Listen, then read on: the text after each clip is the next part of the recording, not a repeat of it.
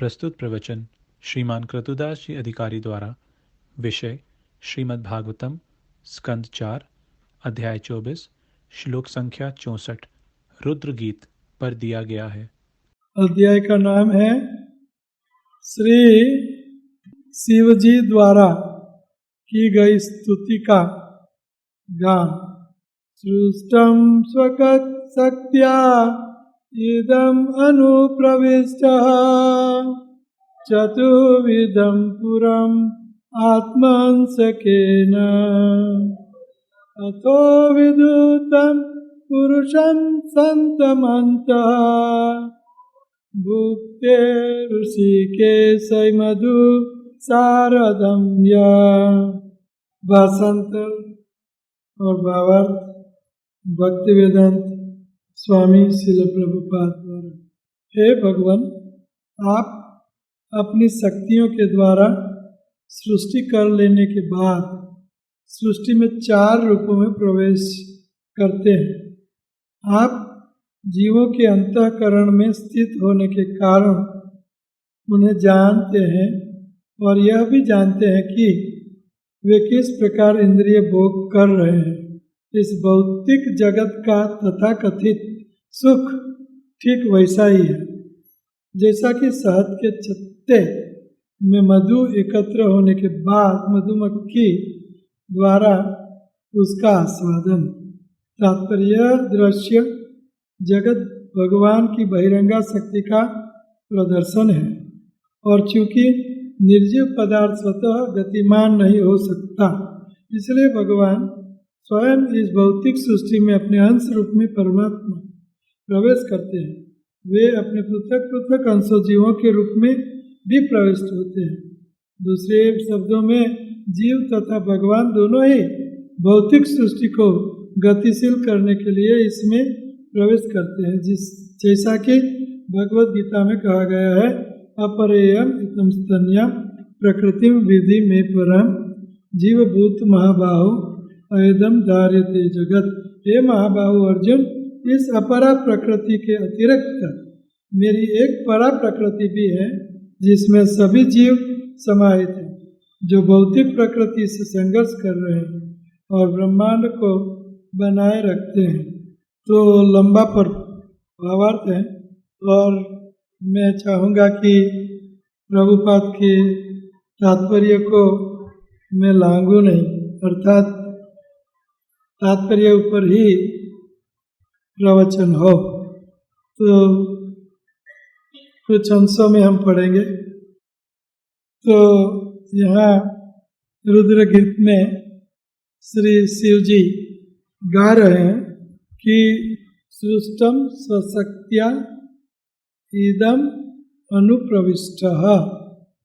हे भगवान कृष्ण, आप सृष्टि में अनुप्रविष्ट, आपने सर्जन किया और सर्जन करने के बाद आप वो सृष्टि में अनुप्रविष्ट, प्रविष्ट न कहते हो अनु, अर्थात अणु अणु अणु अणु कण कण, अर्थात हर एक कण और कण के बीच में भगवान श्री कृष्ण ही है। और हृदि प्रविष्ट, सर्वस्य चाहम हृदि सन्निविष्टः, प्रविष्टः सन्निविष्ट। सनातन काल तक भगवान श्री कृष्ण जीव के शुभेच्छक हैं, इसीलिए जीव के साथ अपनी अनुकंपा से हमेशा मित्र बन के रहते हैं। आगे आएगा कि जैसे 2 पक्षी एक पेड़ पे बैठे हो, दृष्टा उन्मंता, तो भगवान अनुमति देते हैं और उपदृष्टि हमें देखते हैं हर पल अनुप्रविष्टा। तो हमें हर पल याद रखना चाहिए, हर लव, हर सेकंड, हर लव का अर्थ है सेकंड का 1800वां भाव, लव मात्र साधु संग सर्व सिद्धि हो। तो हर लव, हर प्रहर, हर सेकंड हमें याद रखना चाहिए कि कृष्ण मुझे देख रहे हैं, चाहे हम गंदा करें काम या अच्छा करें। उपद्रष्टा और प्रविष्टा, प्रविष्ट होके उपद्रष्टा देख रहे हैं। तो हम इससे घबराते नहीं, वो देखता रहे, उनका काम है, हर पल देखता है। तो हर पल देखता रहे, हमें इसलिए देख रहा है कि वो हमारा कल्याण करे, इसलिए देख रहा है। श्रुत सर्वभूतानाम, हृदय, सुहृद मित्र, हृदय में मित्र बन के सहुजा सखाया, सखाया श्वेतस्वतर उपनिषद, उसमें से श्लोक है। सहुजा सखाया, सखा बन के, मित्र बन के, दुश्मन बन के नहीं। एक खराब कर्म करे और मैं उनको पिटाई करूं, इसलिए वो हृदय में नहीं, उपद्रष्टा हनुमंता। श्रुत सर्वभूतानाम, मैं सर्वभूतों का, जीवों का सुहृद मित्र, अनुकंपा। भगवान श्री कृष्ण उनके कुछ भी अवतारों से, उनके ये अवतार हैं, ये पुरुष अवतार हृदय में जो बैठे हैं वो उनका अवतार रूप में बैठे। पुरुष अवतार, 3 पुरुष अवतार में कर्णोदक्षय विष्णु, गर्भोदक्षय, क्षीरोदक्षय के रूप में, क्षीरोदक्षय के रूप में हमारे हृदय में स्थित है पुरुष अवतार। अवतारों से, देवी देवताओं से, सब अलग अलग अपने रूपों से श्री कृष्ण कई गुणा कृपालु, वत्सल, जीव वत्सल, भक्त वत्सल कृष्ण, इनका भगवान का बहुत बड़ा गुण। ये वात्सल्य, भगवान का वात्सल्य हमारी ओर, भक्तों की ओर, वो ब्रह्म में बहुत न्यून कक्षा में है। परमात्मा जो हमारे हृदय में उपद्रष्टा, हनुमंता, सुहृद सर्व सहुजा सखाया, वो परमात्मा के रूप में, तो उनमें कुछ न्यूनता में वात्सल्यता है, और कृष्ण में परिपूर्ण वात्सल्यता। जीवों की ओर दया दृष्टि, कृपा दृष्टि, तत्व अनुकंपाम सुसमीक्ष मानो, भुंजान एवात्मकृताम विपाकम। भुंजान, हम हमारे कर्मों के फल कारण, फिर भी यत वाक मनोभिर विदतु नमस्ते। हे कृष्ण, जिन्होंने आपको वाणी, मन, शरीर से प्रणाम किया, उनके ऊपर आपको अनुकंपा करनी ही पड़ेगी। यू हैव नो चॉइस, और करते हैं। श्री कृष्ण जैसा दयालु कोई नहीं, दीनबंधु कोई नहीं। दीनबंधु, दिनेश, दीनों के ईश, दीनबंधु, दीनों के मित्र, भाई कृष्ण। कृष्ण में कृपा की परिपूर्ण, भरपूर कृपा है, भरपूर अकारण कृपा है इनके पास। जीवों पर अकारण कृपा कर देते हैं कृष्ण। अहो बकियाम स्तनकालकूटम चिंगासया किम कम वा दयालुम शरणम गतो। किम वा दयालु, कौन और कौन दयालु है? न परमात्मा इतने दयालु है, न ब्रह्म इतना दयालु है, न कोई इतने उनके अवतार दयालु है, न कोई। कृष्ण में परिपूर्ण दया, सत्य अनुकंपा, अकारण कृपा।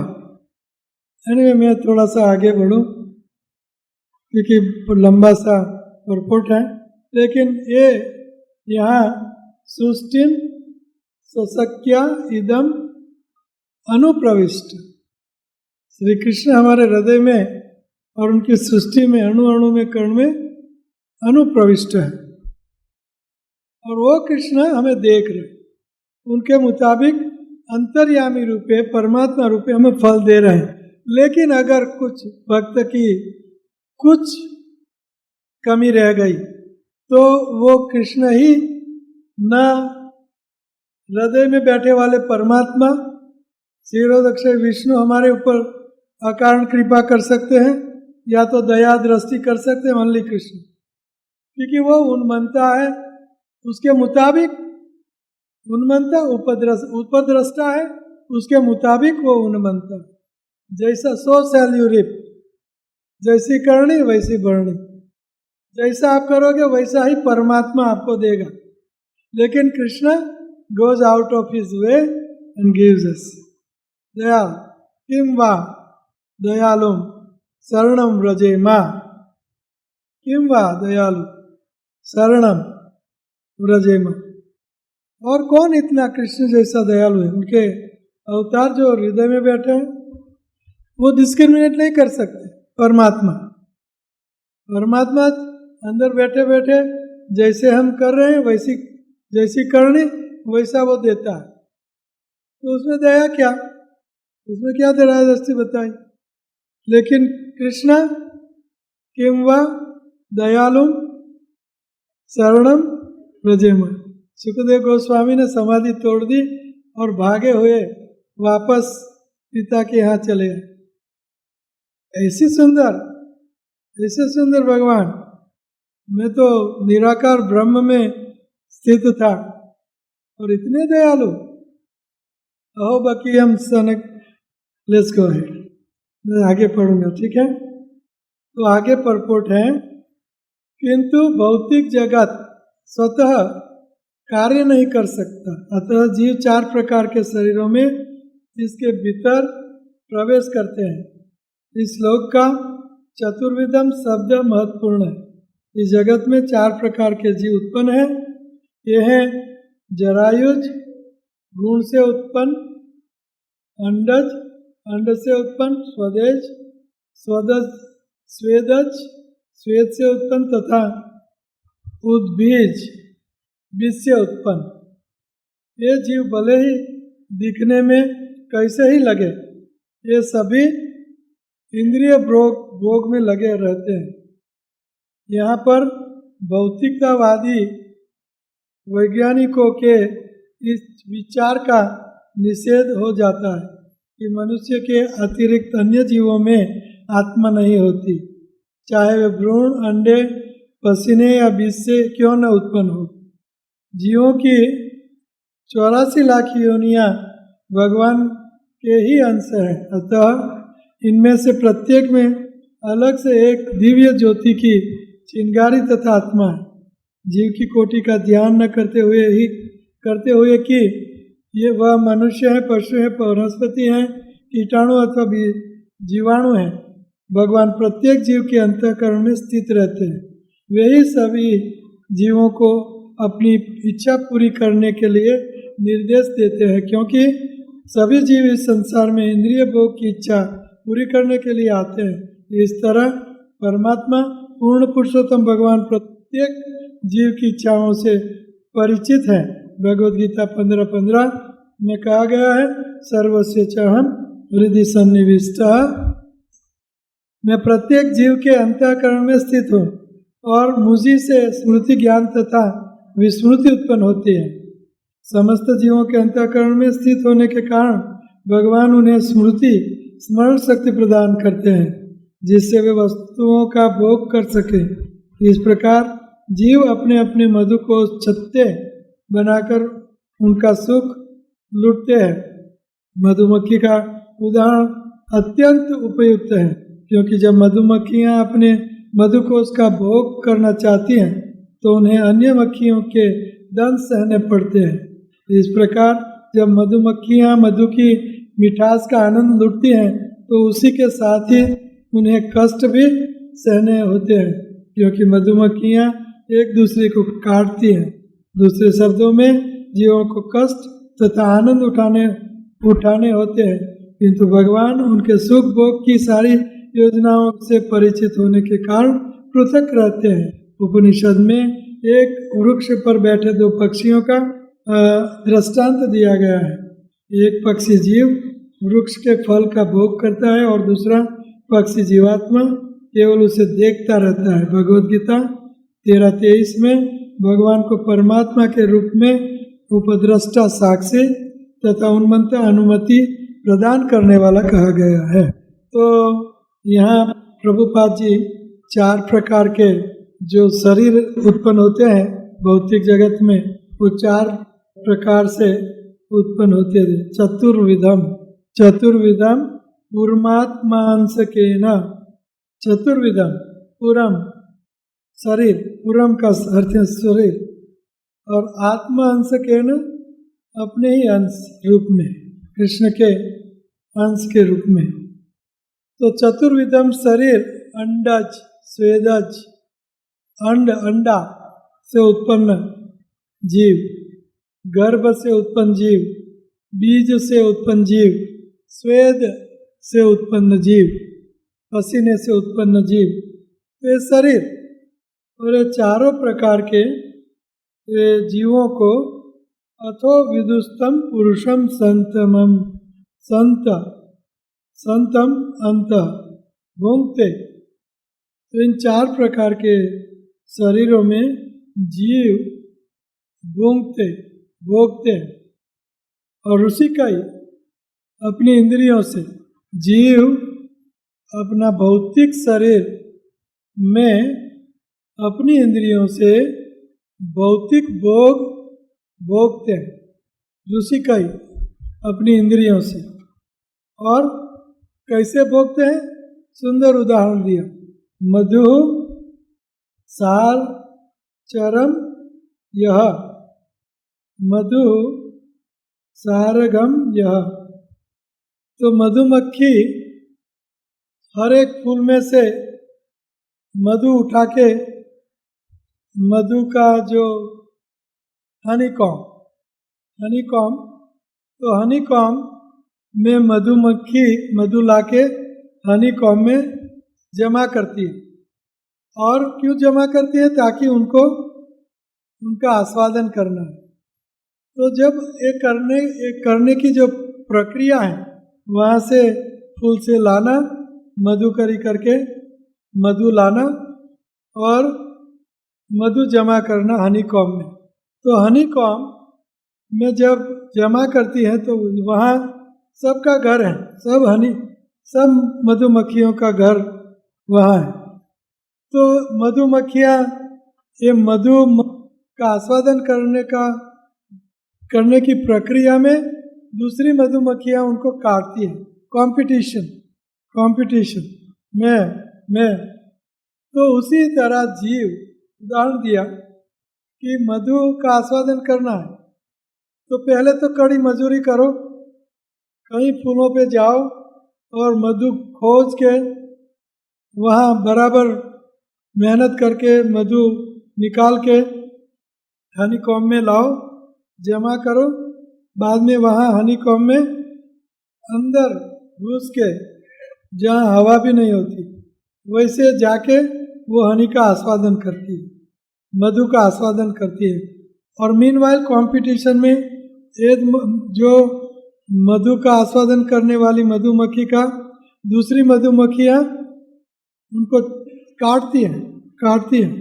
तो कितना सुंदर उदाहरण। भौतिक जगत में जीव इंद्रिय तृप्ति, रुचि का ही इंद्रियों द्वारा, हमारी इंद्रियां हैं कितनी? 11 या 10, मन 11वां, कर्मेंद्रिय, ज्ञानेन्द्रिय, आँख कान नाक जीभ त्वचा, हाथ पांव, जननेन्द्रिय, गुदा, वाणी और मन। इन इंद्रियों से जीव भौतिक भोग भोगना चाहता है। तो भौतिक भोग का मधु के लिए कितनी कड़ी मजदूरी, मधुकरी करनी पड़ी, कितना हमें परिश्रम, और थोड़ा सा आस्वादन किया उसमें लंबा सा दुख, सब काटेंगे, कंपटीशन छीनेंगे और मारेंगे, कूटेंगे, कोर्ट कचहरी, इल फीलिंग, क्या नहीं करते लोग। और अपने से ज़्यादा, अपनों से ज़्यादा काटना, अपने हमें ज़्यादा काटते हैं कि दूर वाले ज़्यादा काटते हैं, हाँ, अपने ज़्यादा काटते हैं। मधुमक्खियाँ जब हनीकॉम्ब में आएगी तो हनीकॉम्ब में आई ही मधुमक्खी ज़्यादा काटेगी, दूसरी मधुमक्खियाँ नहीं काटेगी। तो ये है प्रज्वलन सचोट उदाहरण। ये जीव इंद्रिय ऋषिकाई, इंद्रियों से तृप्ति करने से ये भौतिक जगत में आनंद की खोज कर रहा है, रसास्वादन करना। लेकिन भौतिक जगत निरानंद है, जड़ है, आनंद नहीं है। पर्वत जैसे पत्थरों में से तेल निकालना है, हम चाहते हैं कि तेल निकल जाएगा। सारा हिमालय को आप गांची की कोले में, तेली की कोले में कूटो, आप एक बूंद नहीं निकलेगी सारे हिमालय के पत्थरों में से। उसी तरह इन भौतिक जगत में कोई आनंद नहीं, कोई आनंद प्रेम नहीं। संसारीनु सुख जाजवाना नीरा, संसारी का सुख ऐसा झांझवा के निर्जेवा, झांझवान का नीर मतलब मृग मरीचि जैसा, संसारी का सुख मृग मरीचि जैसा।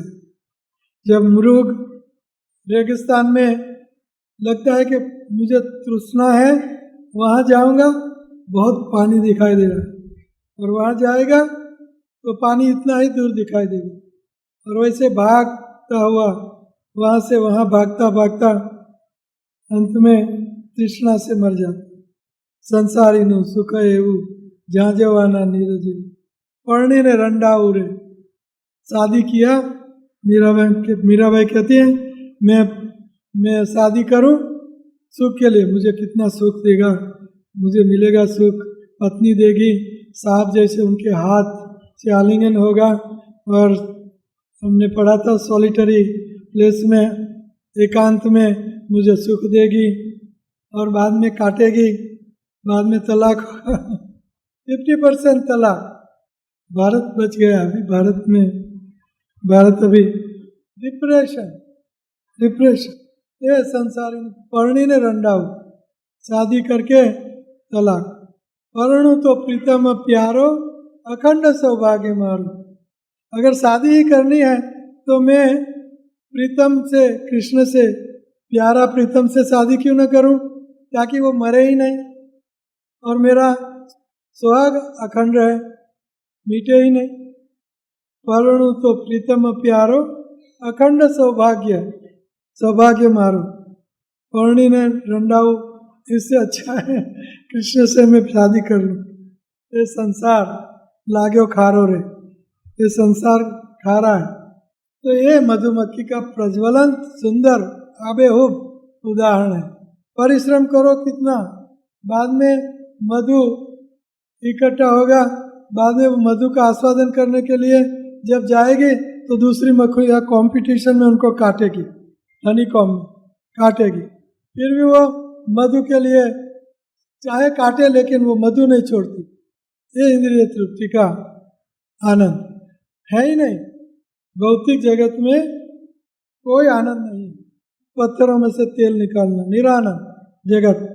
इसलिए कृष्ण से प्रेम कर लो मेरे भाई बंधु, कृष्ण से प्रेम कर लो, कृष्ण से आनंद कर लो बस।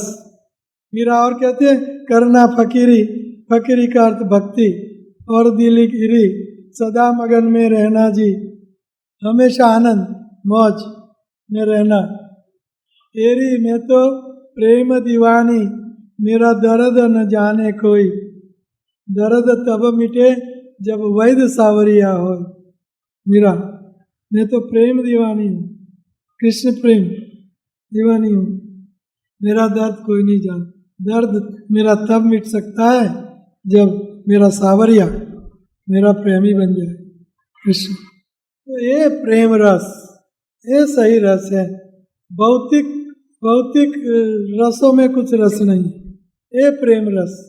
ये रस नो स्वाद शंकर जाने के जाने सुख जोगी रे, काये क जाने व्रजनी रे गोपी बणे नरसैयो भोगी रे जी। भूतल भक्ति पदारथ मोटू ब्रह्मलोकमा नाही रे। ये रस नो स्वाद शंकर जाने, प्रेम रस, आनंद रस, प्रेम कृष्ण प्रेम रस का आस्वादन करना शंकर जानते हैं। शंकर स्तुति में ये रस नो स्वाद शंकर जाने के जाने सुख जोगी रे। सुखदेव गोस्वामी जानते हैं ये रस कृष्णा प्रेम रस। ये रस नो स्वाद शंकर जाने के जाने सुख जोगी रे। तीसरा श्लोक, पहले अध्याय का पहला प्रकरण का तीसरा श्लोक। गलितम फलम इदम सुखमुख्यात अमृत द्रव संयुतम पिबत भागवतम रसम रसम आलयम। रस का भंडार, रसम आलयम। ये रस नो स्वाद शंकर जाने के जाने सुख जोगी रे। काई के जाने व्रजनी रे गोपी, और व्रज की गोपियां जानती है रस का स्वाद कैसा है, और कोई नहीं जानता। बड़े नरसैयो भोगी रे।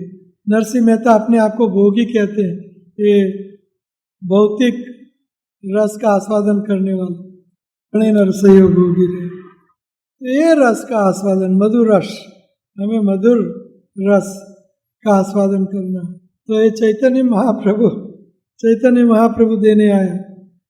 अभी गौर न होते तबे की होते ये प्रेम रस महिमा, राधार महिमा, राधा रानी का महिमा, और उन्नत उज्ज्वल रस, मधुर रस का महिमा कौन देता? चैतन्य महाप्रभु के बिना। तो ये मधु है, मधु, ये मधु है। इंद्रिय तृप्ति, हनी एंड मनी, ये मधु नहीं है, ये उन्नत उज्ज्वल रस। मैं आखिरी जो पैराग्राफ है पढ़ के विराम दूंगा कथा को। इस प्रकार भगवान जीवों के मात्र साक्षी बनकर उन्हें इंद्रिय भोग की अनुमति प्रदान करते हैं। परमात्मा ही बुद्धि के दाता है। ददामि बुद्धि योगम तम, दाता है जिससे मधुमक्खियाँ छत्ता बनाती हैं, विभिन्न फूलों से मधु लाकर इसका संग्रह करती हैं और फिर उसका भोग करती हैं। यद्यपि परमात्मा जीवों से पृथक रहता है, किंतु उनके मनोभावों से परिचित होने के कारण उन्हें सुविधाएं प्रदान करता है, जिससे वे अपने कर्मों के फल को भोग सके। मानव समाज मधुकोश के समान है, क्योंकि प्रत्येक व्यक्ति विभिन्न स्रोतों से मधु अथवा धन एकत्र करने तथा समष्टि सुख के लिए बड़े बड़े राज्य बनाने में व्यस्त रहता है। किंतु राज्य बन जाने पर अन्य राष्ट्र अपना दंशन प्रारंभ करते हैं।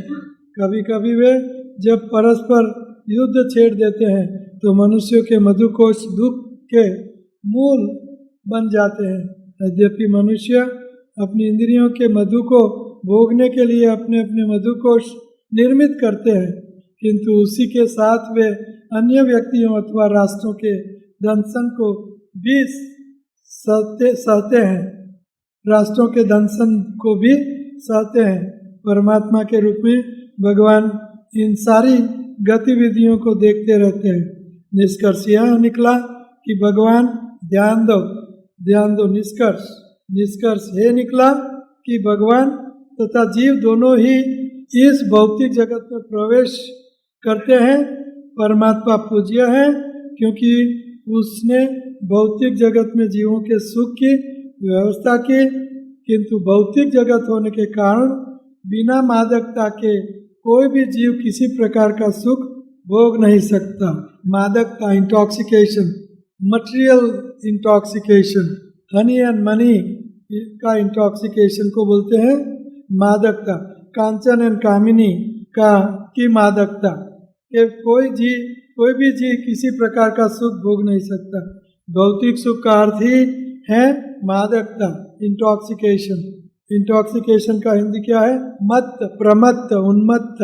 हम भौतिक जगत में भौतिक प्रमत्त, उन्मत्त है। मादकता कि कोई भी जीव किसी प्रकार का सुख भोग नहीं सकता। भौतिक सुख का अर्थ है, भौतिक सुख का अर्थ ही है मादकता, जबकि आध्यात्मिक भोग का अर्थ है भगवान के संरक्षण में विशुद्ध आनंद। भगवान श्री कृष्ण, परमात्मा नहीं भगवान, ध्यान दो। प्रभुपाद का आखिरी जो सेंटेंस है बहुत महत्वपूर्ण होता है। भौतिक सुख का अर्थ है मादकता, भौतिक मादकता, इंटॉक्सिकेशन, जबकि आध्यात्मिक भोग का अर्थ है भगवान के साथ मैं कृष्ण लगाता हूँ, परमात्मा नहीं, भगवान कृष्ण के संरक्षण में विशुद्ध आनंद। आनंद भौतिक जगत में आनंद का अर्थ है काम, लस्ट, भौतिक सेंस ग्रेटिफिकेशन, भौतिक सुख, भौतिक इंद्रिय तृप्ति। उनका उल्टा है आध्यात्मिक प्रेम। भगवान के संरक्षण में विशुद्ध आनंद, विशुद्ध प्रेम, विशुद्ध आनंद एक ही चीज है, पर्यायवाची। तो हमें क्या चाहिए? हमें आध्यात्मिक प्रेम आनंद चाहिए, आध्यात्मिक प्रेमानंद, गौर प्रेमानंदी।